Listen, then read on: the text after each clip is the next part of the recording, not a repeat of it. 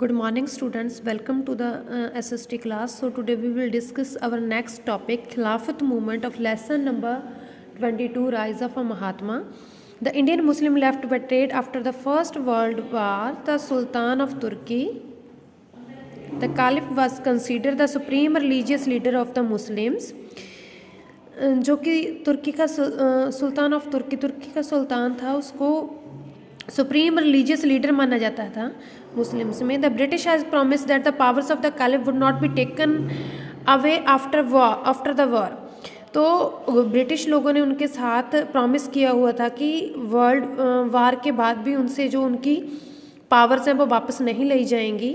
However since तुर्की supported Germany, जबकि तुर्कीज़ ने Germany को सपोर्ट किया था against Britain in the first world war में, तो उन्होंने तुर्की ने जर्मनी को सपोर्ट किया था. The British went back on their word. This bitter situation led to the beginning of Khilafat movement. इस बिटर सिचुएशन ने खिलाफत मूवमेंट को स्टार्ट कर दिया, which aligned itself with Gandhi ji and his cause of Indian nationalism. Next है बेटा non cooperation movement. Mahatma Gandhi started the non cooperation movement on 1921 on the principle of Satyagraha.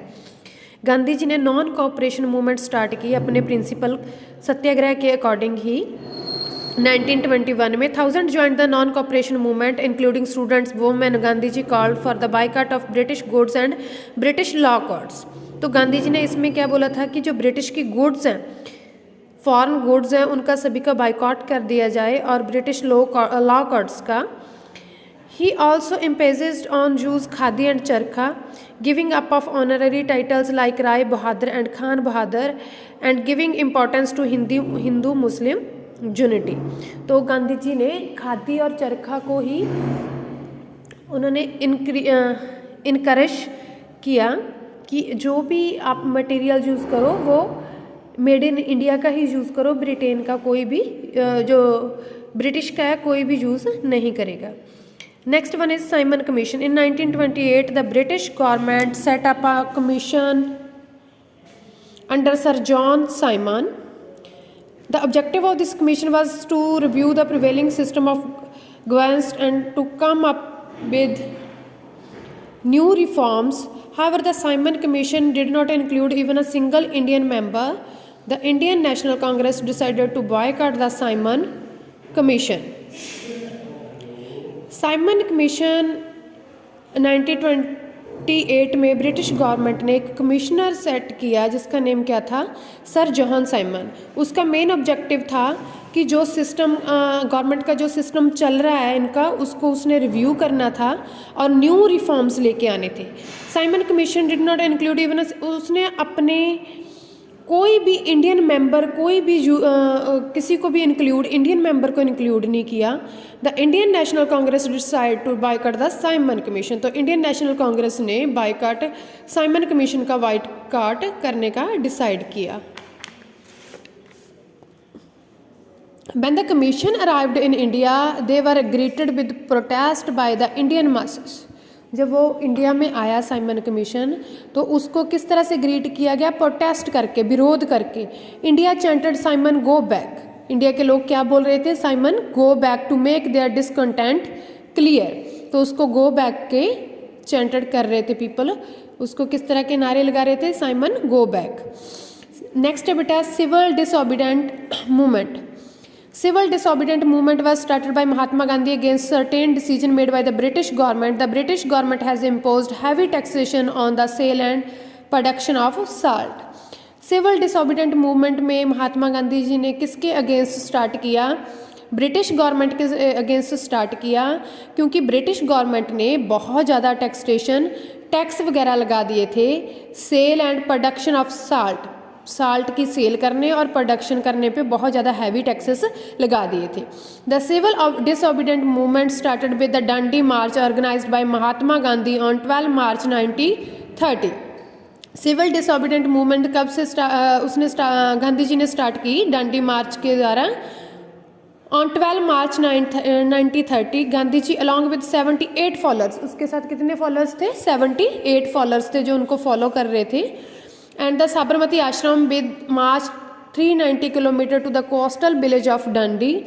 On reaching Dundee, Gandhiji picked up a fistful of salt and broke the salt law imposed by the British. Soon people from across the country joined this civil disobedient movement. बहुत ही जल्दी जो पूरे देश के लोग थे वो इस सिविल डिसओबीडेंट मूवमेंट को उन्होंने बहुत सारे लोगों ने ज्वाइन कर लिया. The civil disobedient movement continued till 1934 तक चली, during which any leaders include Gandhi ji were arrested on several occasions. Gandhi ji को बहुत सारे ओकेशंस पे अरेस्ट किया गया. The British decide to make some change in the governmental setup. जो ब्रिटिश थे वो कुछ ना कुछ चेंज करना चाहते थे जो कि उन्होंने गवर्नमेंटल सेटअप किया था. But India and its people now demanded complete independence and would settle for no less. But अभी जो इंडिया के पीपल थे वो कोई भी पूरी तरह से कंप्लीटली इंडिपेंडेंस होना चाहते थे. Next one is Quit India Movement. The Second World War started in 1939. The British again wanted the Indian troops to fight on the behalf. अभी ब्रिटिश फिर चाहते थे कि इंडियन ट्रूप्स ही उनके बिहाफ पे लड़ें. However the Indian National Congress was dissatisfied by the British response to its demand and decided to launch the Quit India movement in 1942. जबकि Indian National Congress वाले इस बात से डिससेटिस्फाइड थे. Gandhi ji also coined the slogan "Do or die," which means that the Indian should either win freedom or die trying for it. और इसका मतलब था कि इंडियन जो पीपल हैं या तो वो आज़ादी के लिए वो मरेंगे और आज़ादी पाके ही रहेंगे. डू और डाई करेंगे या मरेंगे. Strikes were held and many were injured during the quit India. Strikes हुई बहुत सारी और बहुत लोग क्विट इंडिया में इंजर हुए, मीन्स उनको चोटें आई. The British able to suppress demonstration and many were arrested. A large part of the Indian population came together to participate in the Quit India movement. बहुत सारे लोगों ने पार्टिसिपेट किया क्विट इंडिया मूवमेंट में, including women also. Women's the Quit India movement unified the country and provided impetus to the demand for complete independence. इसमें पूरी India एक साथ एकजुट होके अपनी इंडिपेंडेंस के लिए इंडिपेंडेंस की मांग कर रहे थे. सो बेटा, thank you. Have a nice day.